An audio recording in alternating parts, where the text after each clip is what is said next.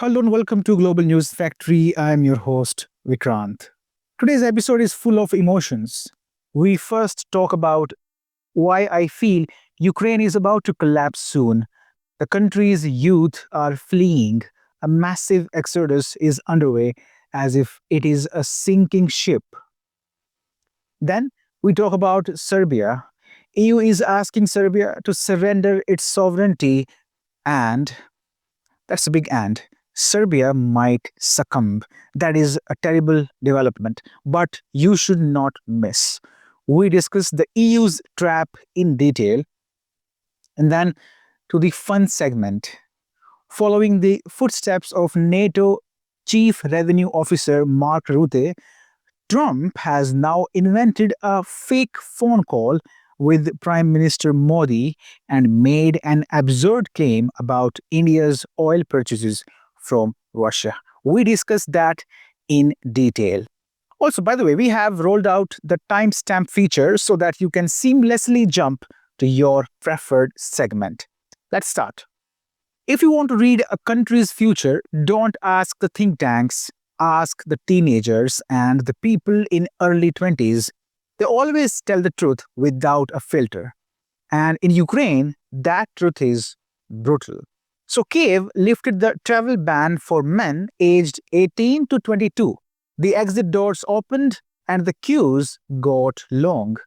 Young Ukrainians are heading west and Germany is the main station. Berlin's interior ministry says about 1,000 new protection applications from Ukraine are coming every single week.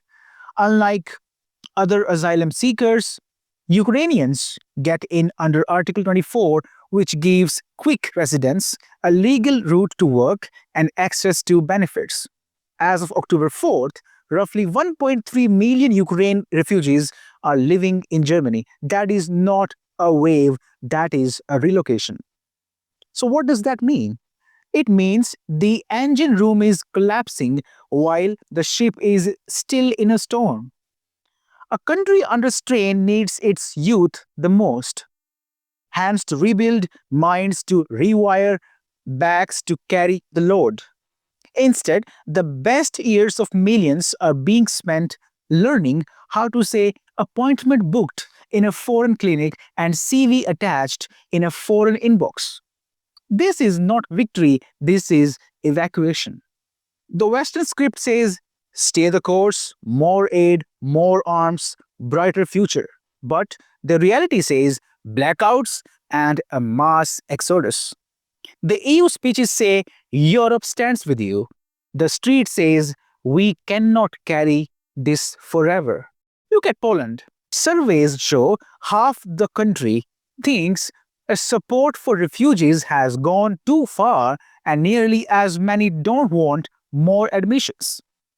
You don't need a diplomat to translate that. That is fatigue speaking plain. Today, I want to speak to teens in Ukraine. This video is available in their language as well. Nobody would welcome you in EU nations. You will be seen as parasites because EU's own economies are in ICU. They cannot support their own people. So when you come from outside, you become an obvious target. If you have self-respect, you would stay back there in Ukraine, take back control of your nation from warlords in Brussels and Washington, and you would rebuild your country. What do you think? Who would rebuild your nation? Just take a look at history. Wherever EU and US have gone to defend democracy, death and destruction have followed. Who will rebuild your country? Not EU, not even Russia. Only you can do it. Only if you exist as more than a line in a Berlin database.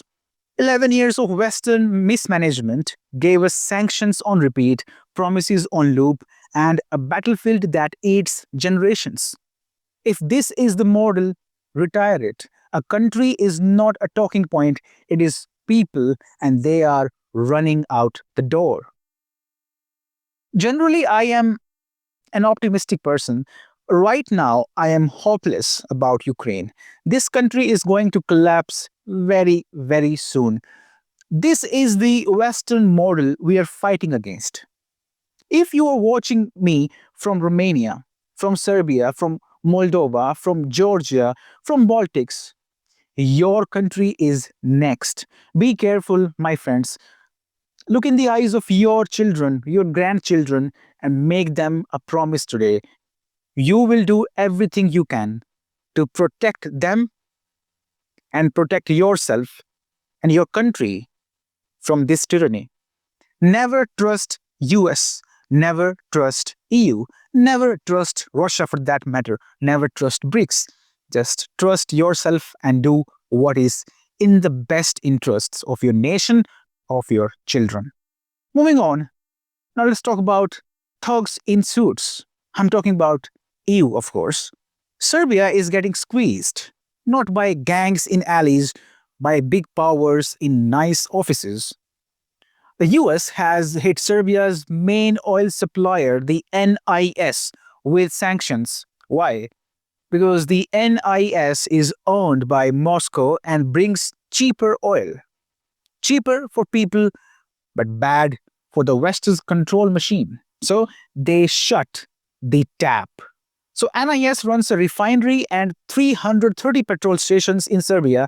That is the country's fuel heart. It is bloodline.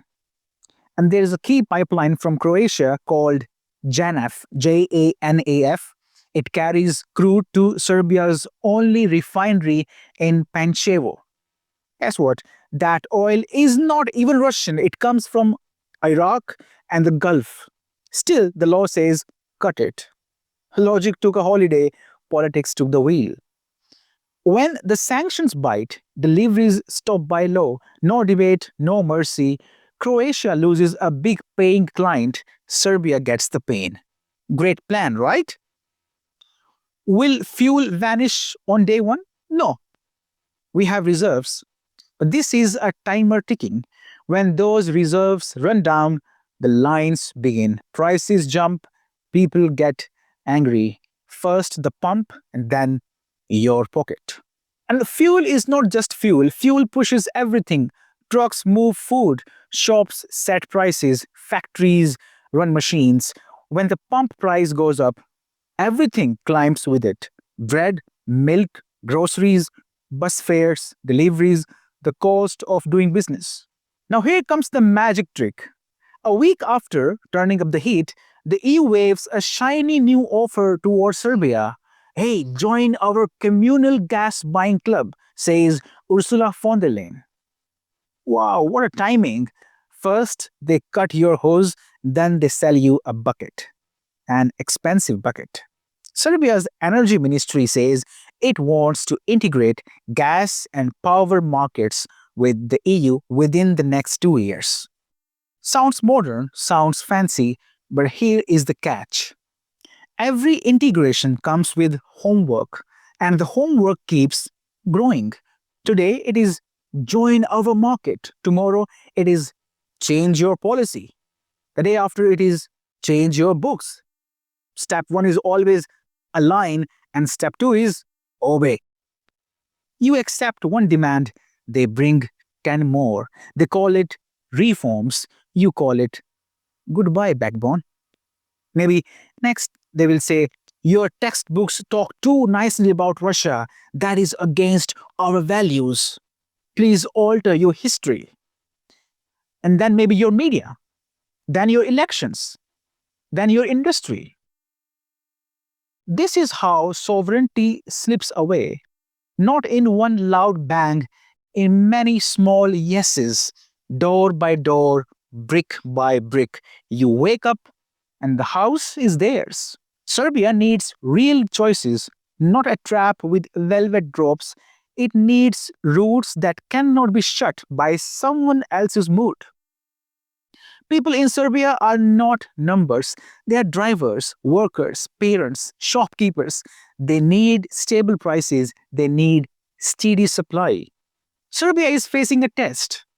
Say yes to pressure today and pay forever tomorrow, or build its own plan with open doors to all who deal fair. It's easy, I think. Moving on, when the good news bucket is empty, some folks start selling hot air. Here is the comedy recap. Step 1, invent a phone call. Step 2, act serious. Step 3, hope nobody laughs. First on stage was NATO's new cashier-in-chief, Mark Rutte. He told a few weeks ago a spicy story at the UN. Watch this clown show first. Big ones. Oh, the second the big one on India. Yes. The second But I'm that on Russia. Yeah, but this immediately impacts Russia because that means that Delhi is now on the phone with Vladimir Putin in Moscow and Narendra Modi asking me, hey, I support you, but again, could you explain to me this strategy? Because I have now been hit by these 50% tariffs by the United States. So Sounds dramatic, right? Delhi heard it and said, nice fan fiction, totally false, totally baseless. Statement by NATO Secretary General Mr. Mark Rutte regarding a purported phone conversation between Prime Minister of India and President Vladimir Putin of Russia. This statement, let me clarify, is factually incorrect and entirely baseless. At no point has Prime Minister Modi spoken with President Putin in the manner suggested. No such conversation has taken place.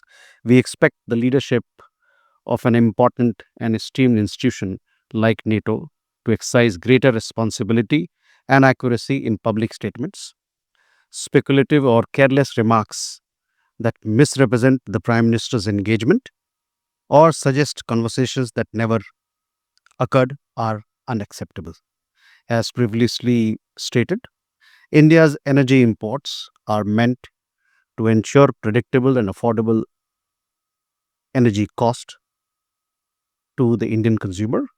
India will continue taking all necessary measures to safeguard its national interests and economic security. Boom, curtain drop, the clown car drove off. But wait, plot twist. The clown car had a return ticket.